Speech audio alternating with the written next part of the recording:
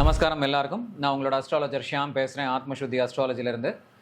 இன்றைக்கி நாம் பேசக்கூடிய தலைப்பு அப்படிங்கிறது வந்து உலக பிரசித்தி பெற்ற ஒரு தலைப்பு அப்படின்னு சொல்லலாம். அண்ட் இந்த Donald Trump, the president of the United States of America, so who is quite popular for all the controversial decisions that he is been taking up of late.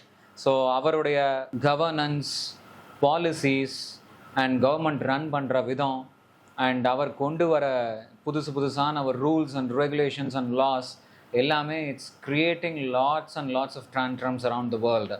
And அவர் வந்து இப்போ பார்த்தீங்கன்னா இப்போ வெரி க்ளோஸ் டு ஜான்வரி தான் வந்து அவர் வந்து அந்த presidential ஓத்தே எடுத்திருந்திருக்கார். அதுக்குள்ளே பார்த்தீங்கன்னா அவர் இப்போ கொண்டு வந்து எல்லா விதமான ரூல்ஸு, எல்லா விதமான ஒரு அதாவது இமிக்ரெண்ட்ஸை புரட்டி போடக்கூடிய ஒரு விதமான செட் ஆஃப் ரூல்ஸாக இருக்கட்டும், இல்லை லாஸாக இருக்கட்டும், இது எல்லாமே ரொம்ப பெரிய ப்ராப்ளம் ஆக போகிறது.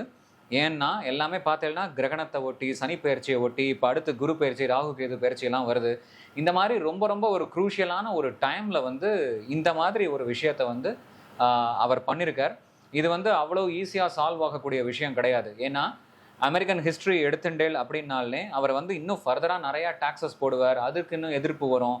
அண்ட் உள்ளுக்குள்ளே இருக்கிறவாளையே வந்து நிறையா பேரை பியூரோக்ரஸியில் வந்து அவள் வந்து with the help of Elon Musk வந்து அவள் வந்து துரத்திருக்கா.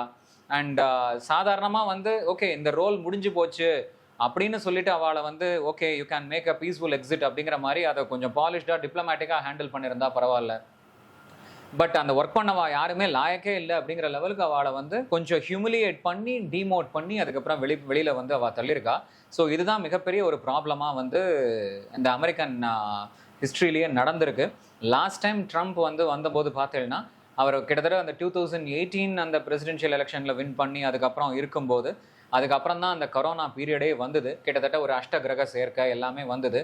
இப்போவும் அவர் பிரசிடென்ஷியல் ஓத் எடுத்துட்டு ஒரு கிட்டத்தட்ட ஒரு 1-2 மாதத்துலேயே பார்த்தீங்கன்னா அந்த இப்போ 6 கிரக சேர்க்கை, மல்டிபிள் பிளானட்ஸ் வந்து ராகு கேடுவோட சேர்ந்து இருக்கிறது, அது கிரகணத்தை ஒட்டி வர்றது.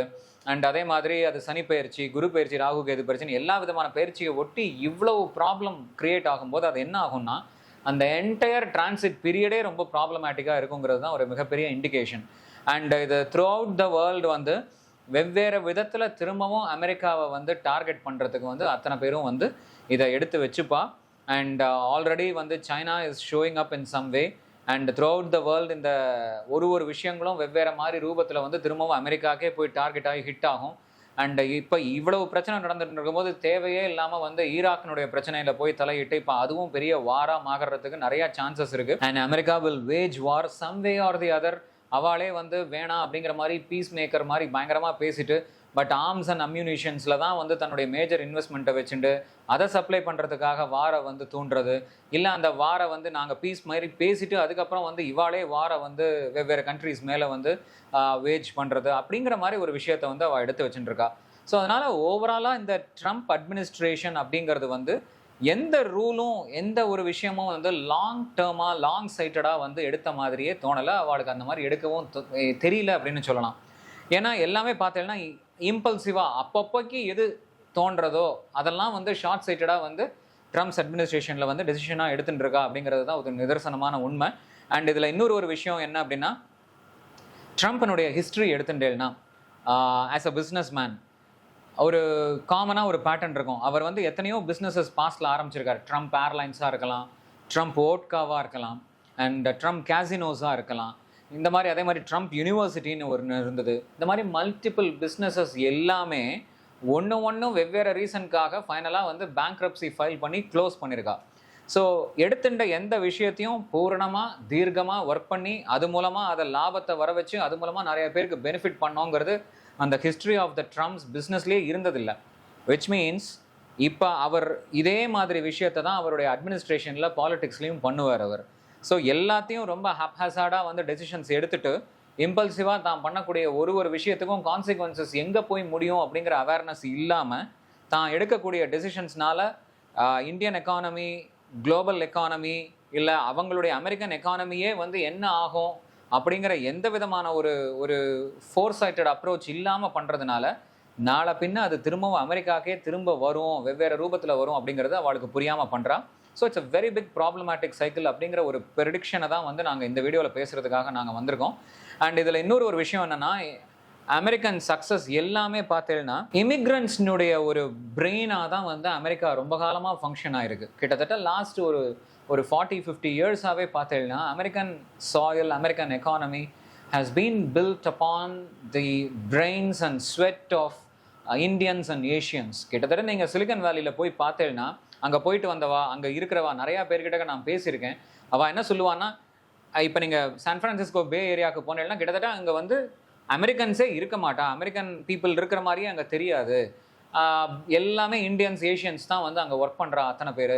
ஸோ டெக், அதனுடைய arising of the tech companies, technology, IT boom எல்லாமே அமெரிக்கன் எக்கானமியில் வந்து அவள் பில்டு பண்ணினது வந்து இமிக்ரெண்ட்ஸ்னுடைய ஒரு ஹெல்ப்பை வச்சு தான், அட் அ லோயர் ப்ரைஸ்.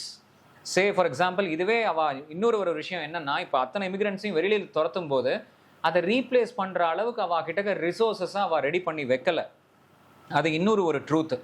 அதில் நீங்கள் ஃபார் எக்ஸாம்பிள் பார்த்தீங்கன்னா, அமெரிக்காவில் வந்து அவளுடைய ரிசோர்ஸஸை அமெரிக்கன்ஸு, நேட்டிவ் அமெரிக்கன்ஸ்க்கு அந்த லேண்ட் வேணும்னு அவள் கிளைம் பண்ணுறது ஓகே, எல்லா கண்ட்ரிக்கும் அந்த ஒரு நேட்டிவிட்டி இருக்கும், அது வந்து தப்பு கிடையாது. பட் அந்த நேட்டிவ் பீப்புளை வந்து இவா என்னமா வந்து டியூன் பண்ணா, என்னமா வந்து அவளுடைய ப்ராக்ரஸ்க்கு இவா வந்து சப்போர்ட் பண்ணா, இல்லை அந்த பீப்புளை வந்து தன்னுடைய இண்டஸ்ட்ரியை டெவலப் பண்ணுறதுக்கு எந்த அளவுக்கு ப்ரிப்பேர் பண்ணா அப்படின்னு பார்த்தீங்கன்னா எதுவுமே இல்லை. And at the same time எந்த டெக் கம்பெனிஸுமே ஏன் அமெரிக்கன்ஸை ஹையர் பண்ணாமல் இமிக்ரெண்ட்ஸை வச்சே பண்ணான்னா, அது ப்ரைமரிலி இந்தியன்ஸ் அண்ட் ஏஷியன்ஸ் வச்சு பண்ணான்னா, ஒன்று low cost of hiring, number 2 extraordinary hard work, number 3 பயங்கர பிரெயினிஸ் எல்லாருமே.